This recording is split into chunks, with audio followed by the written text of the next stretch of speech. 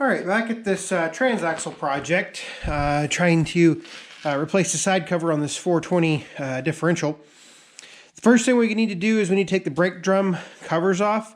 To do that, or the brake drums, I guess, the first thing we're going to do is I'm going to take and pry this washer here up.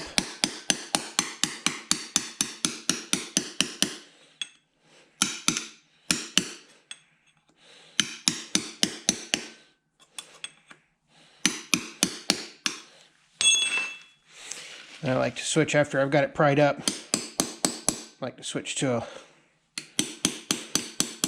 flat headed or flat point type.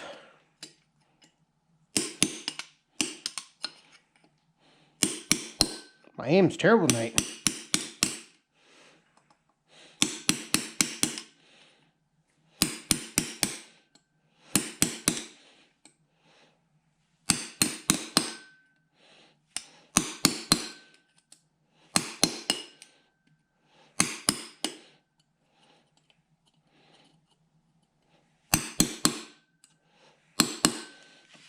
Right now, we'll take this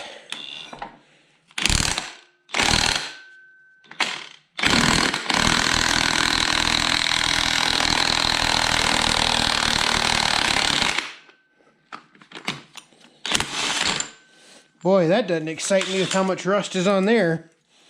That is very unusual for it to take that much force for this axle nut to come off. Oh, wait, this is amazing. To be bluntly honest, I don't think I've ever just pulled a brake drum cover off. Yeah, I don't think I've ever done that. But anyway, that's that's how you pull the brake drum off. Normally, you got to get in here. Get the camera here. Normally you have to get in here. There's an access cover in the back here. I was going to flip the transaxle over to show you. So you take this cover out. You can see it there. So you take that cover out right there. Then you adjust. You take out the slack in the brakes. I don't think you can see any of that, but that's how you normally do it.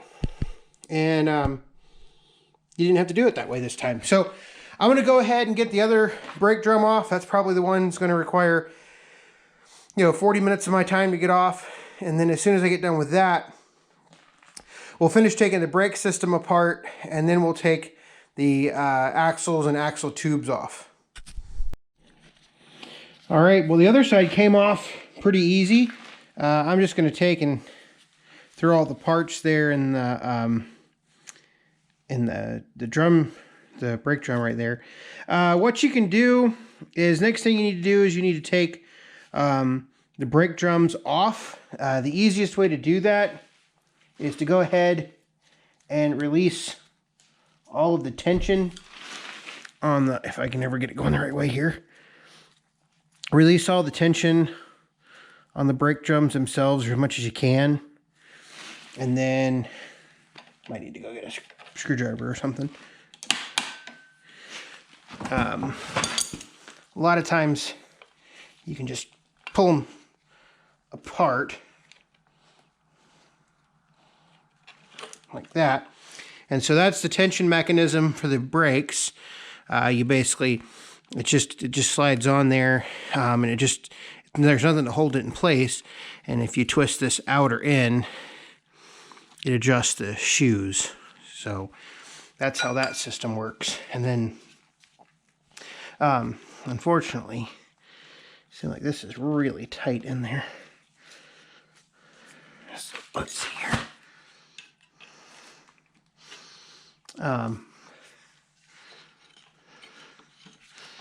See, what happens is when you mash the brake, I guess when you mash the brake, with the spacer down here, it pushes out against the drum. Trying to think how to There's two springs that hold the brake drums in right here. They're always just an absolute pain to get off.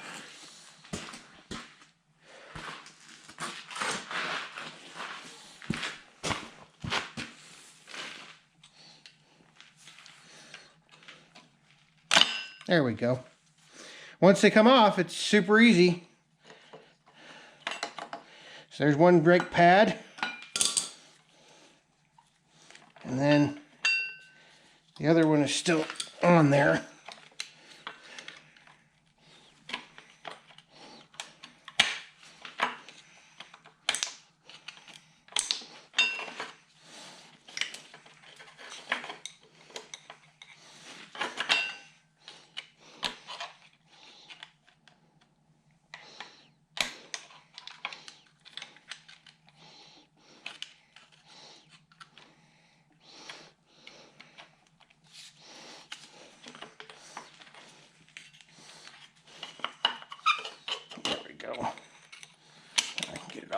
There we go.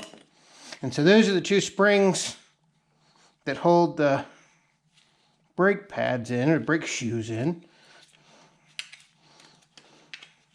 Right there. And the only problem with all this is it's always so nasty. Because of all the dirt and debris and everything in here. There should be a...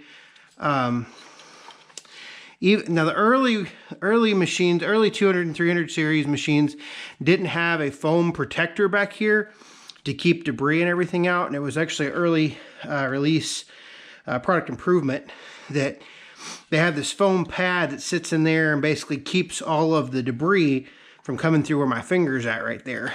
So now we can take that off. Now I've just got to get and take those 4 bolts out right there. And then I can use, I think I got to get a 20 or 19 millimeter wrench, and we can take all those bolts off and go from there. So I'll work on that, finish getting the rest of the brake systems off, and come back when we're ready to take the axles off. All right, got all of the brake components off. Now we just got to loosen up these bolts right here so we can take the axles off. What I like to do to loosen these is just take a 19 millimeter combination wrench. You can loosen them all up with a rubber mallet. Normally you can. I may have been pressing on that. Yeah, I was.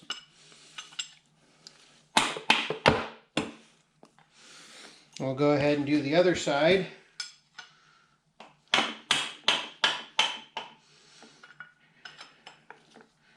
One time I had somebody tell me, oh, you should never beat on your tools like that. It's a rubber mallet. If this wrench breaks with a rubber mallet pounding on it, we got bigger problems.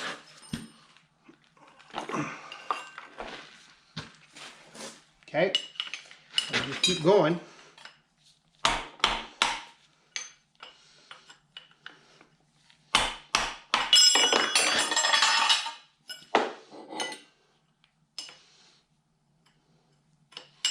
I'm going to make sure I got this one all, yep, got it loose.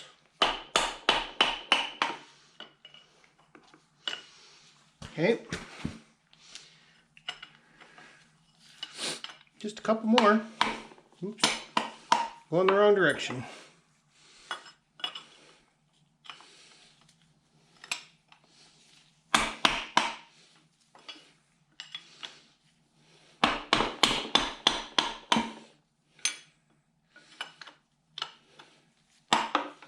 All right, so now that I have all those loose, I should be able just to undo them like this. At least most of them.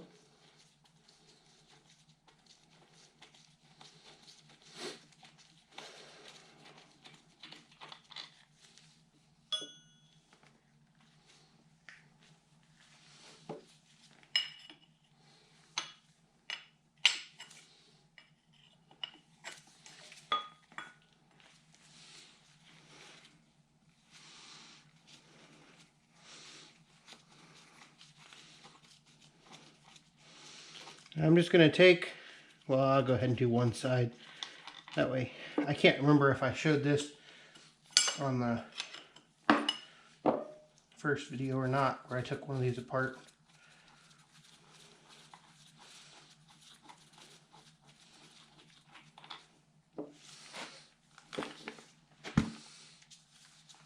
Alright, that leaves me two in there. Those both should be on the bottom.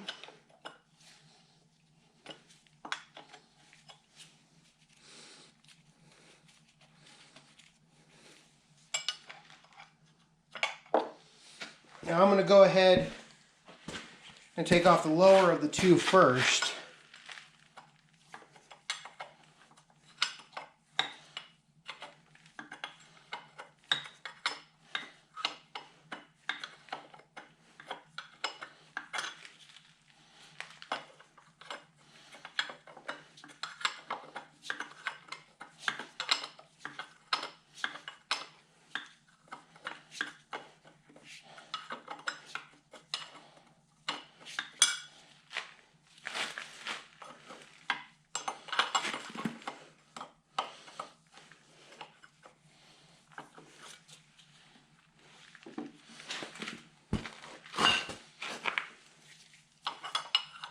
You probably can't see what I'm doing, but I'm slowly getting there.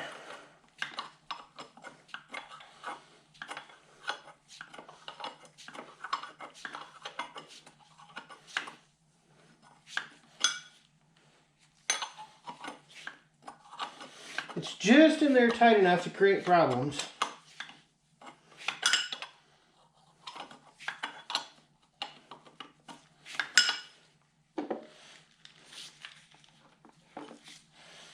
Yep.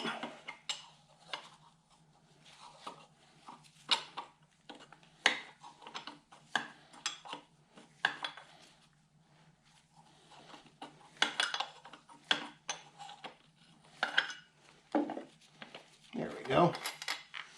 Okay, there's one. And the last one.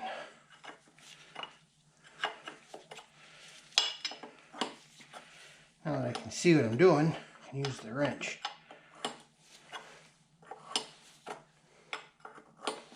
And instead of the opening, instead of the closed in.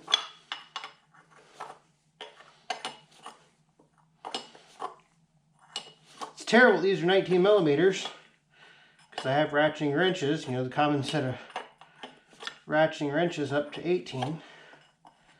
18s won't work, you gotta have a 19. There you go.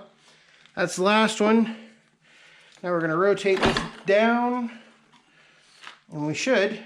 So that's the original orientation, and we just pull it out. And there is our axle. So I'm going to go do that on the other side, and we'll be left with the differential that we can put on the bench, and we can take this cover off.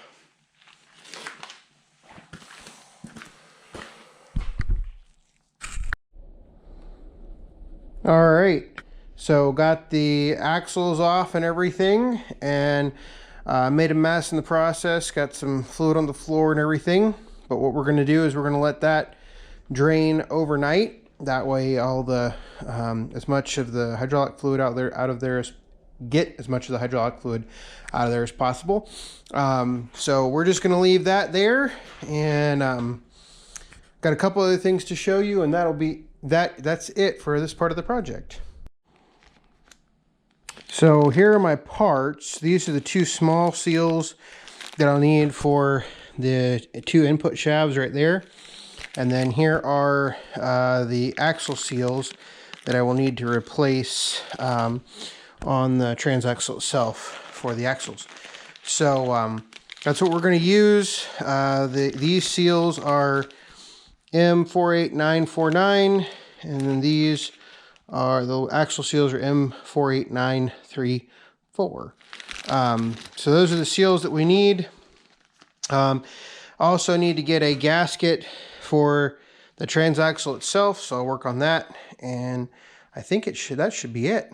I think so. I'll work on that, and we will go from there. So that's it for this part of the video. Next one Next video will either be taking this apart or I'm going ahead, actually I'll probably take this apart first to inspect what I need to do to modify that other cover. So thanks for watching.